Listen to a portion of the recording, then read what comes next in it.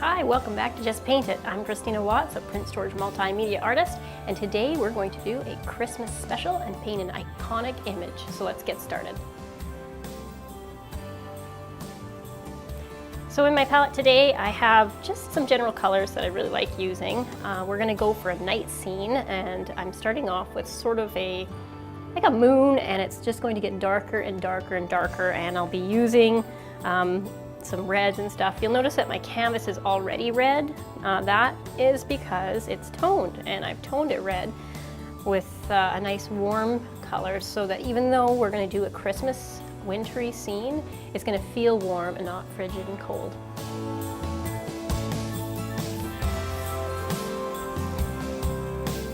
So the whole thing behind getting a really glowing moon is to set your light colors in, set your dark colors around them. Now we know that red and blue make purple, so I'm gonna put those guys beside each other. And then I'm gonna go back in once this is done and blend it, which will smooth out all my lines. And you'll see me going back and forth between the lights and the darks in here just to get the right kind of blending occurring and the glow of the moon. I will incorporate a few different blues because the sky is different shades of blue.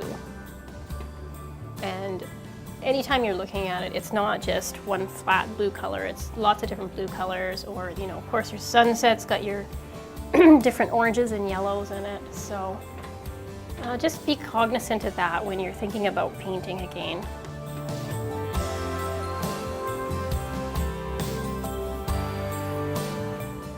You'll notice too that I put my moon on on that corner side. That is again a rule of thirds. So if I was to quarter up this canvas or put it in thirds, sorry, then I would be putting it on the line, the third line. There'd be one here, there'd be one here, and then you'd have 1, 2, 3 down below. Now at first when you're doing this blending, it's not going to look pretty. And it's not supposed to look pretty at this point. It's that awkward phase. So just get it on there and do the best that you can. You want to work fast because as the paint dries, your ability to blend will lessen. And if you have to mist it with water to keep it going, then do so. So one of the nice things about cloths and sponges is they hold a lot of water. So when you want to get into lots of blending, you want something that retains a lot of water, and that is these tools. Now I'm just adding a little bit more of this green color, like a green blue. And if you have a hard time reaching your canvas and making these swoops, turn it. There's nothing wrong about turning your canvas to get your brush stroke because you're going to learn how your body moves. So we've let this canvas dry a little bit, and now we're going to work on our moon and our trees, and then we're going to inset some little Christmas. So the first thing I did was I actually put a ring of paint around a lid because I can't draw a perfect circle. There's very few people that can, so this is my way of cheating. And I'm going to inset it there. And that gives me my moon. And now I just fill in the moon with some white. Quite a bit of white. I always make my moon really thick.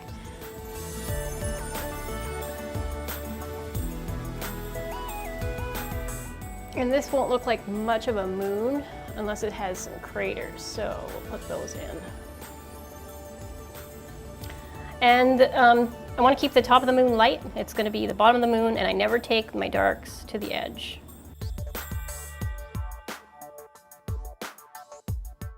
Now I never blend my colors right out because what that does is it takes away your color variation.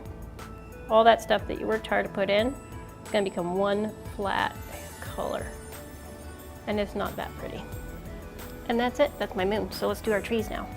So I switched with my palette knife. I switched my palette knife simply because it's straight and it gives me a nice edge. And there's a few things I want to hide, so I am looking to put it over this clump here and drop down a line. I will switch to my brush later, but for these trees in particular. But this moment, I'm just trying to get some nice tree tops. And my trees, again, not all the same height, all different. Not too worried about the bottoms. I'm more interested in getting the top and just getting some lines in. And I'm always thinking in some depth, right? Smaller trees in the back, and then some bigger trees in the front. And I'm thinking in odd numbers. So I have 1, 2, 3, 4, 5 trees back here, and I have 1, 2, 3 trees in the foreground. Now all I do with my brush is start at the top and I just wiggle some branches down. The main thing is to leave light between the branches so they don't look like triangles all the way down with things. Now branches, they go in all directions, up, down. And one thing that I see people kind of do is they make them the same size. So they'll make them in line all this way. Don't do that, just keep going. Spread them out a bit. This is just the base layer for our trees because we're gonna put some snow on them, so really don't worry too much about it. You're just trying to get some dark down. You're trying to put down where your trees are gonna be. And these happen to be lodgepole pines.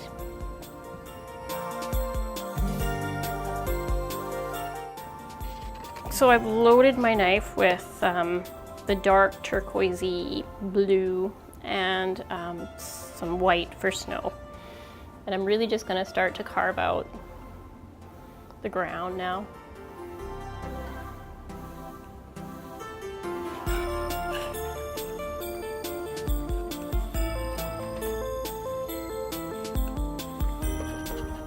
And you'll see me probably push it back and forth between the dark and the lights.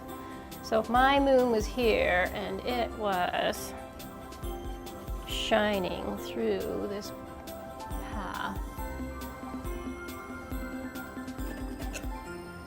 it might look a lot like this with some adjustments.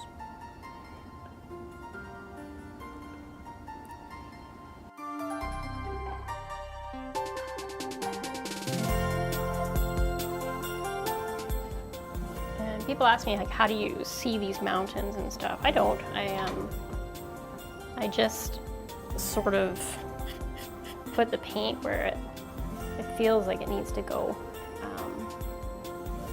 And I think that sort of, when you start working with how it feels, how the painting feels, that's where your spirit for the painting comes in. And that's why some people's art is more interesting than others, because you can actually feel their spirit or a piece of them in it. I'm just going to move to the other side here quickly to get some of that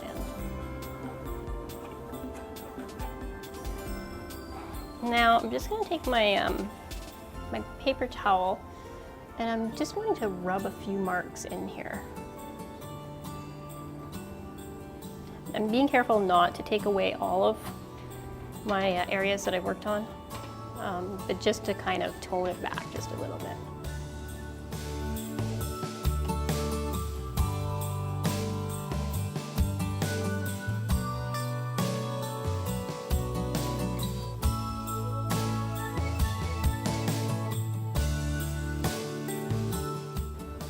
Okay, snow. Snow is not totally white. Snow is always a little on the blue side. So we're just tapping it in. We're being careful not to place it over all of the black or the dark that you put in. Just where maybe the snow might hit on a branch.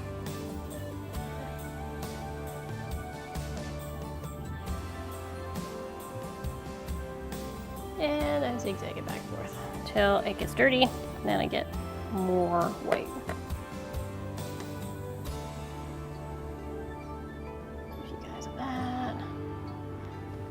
Amazing what a few little dots will do.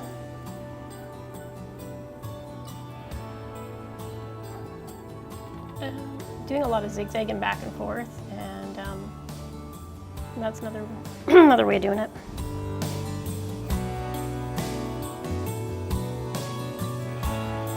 Sometimes to watch people paint with their brushes, and it comes down to how hard they push. So maybe, you know, if you're not getting what you want out of your brush, consider the weight that you're putting on it.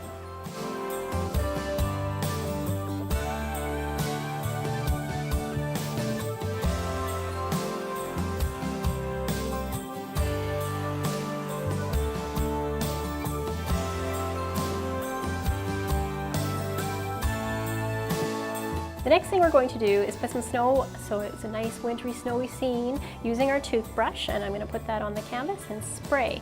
And then I'll put in our grand finale in the moon.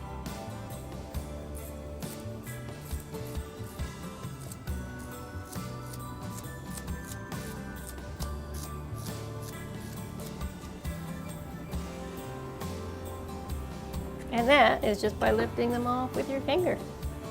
You can lift them off, you can push them out. Now these other little spots, they might not be perfect circles. That's okay, snow is not perfect. In fact, snow is quite different. And now, for the main event.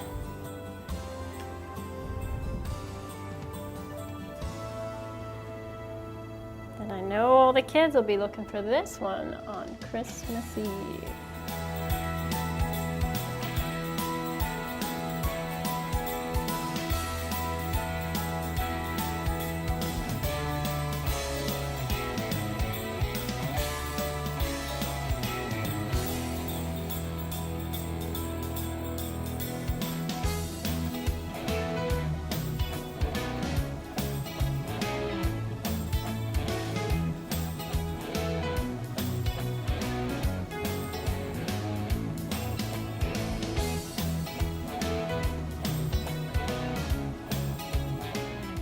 I'm just pretty much making little dots for reindeers, and they don't have to be perfect because they're in behind each other and they're going to have some antlers. And I'm moving to a smaller brush to just make a few more lines. And I'm going to try to use as fluid a paint as possible on this.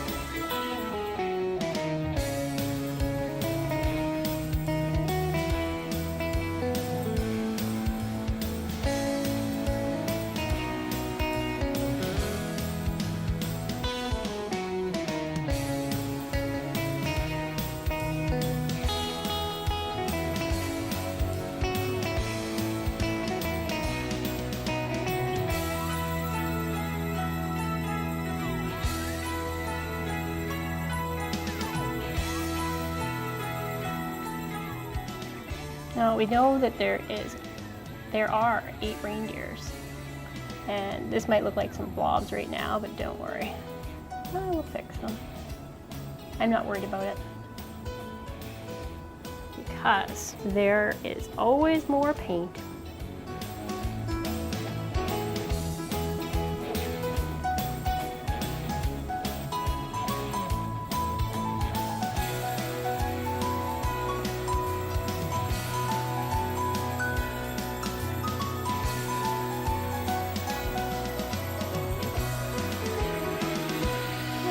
Jolly good man himself.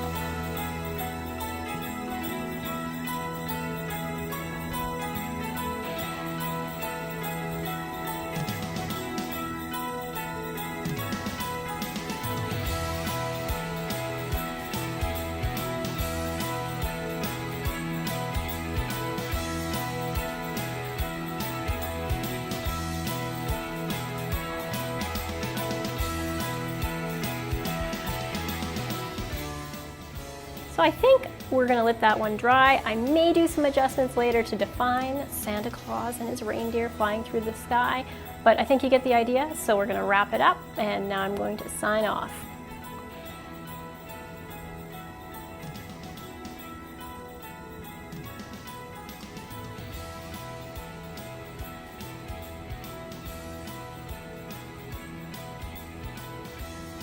And that's it for today. You and your family have an artful holiday season.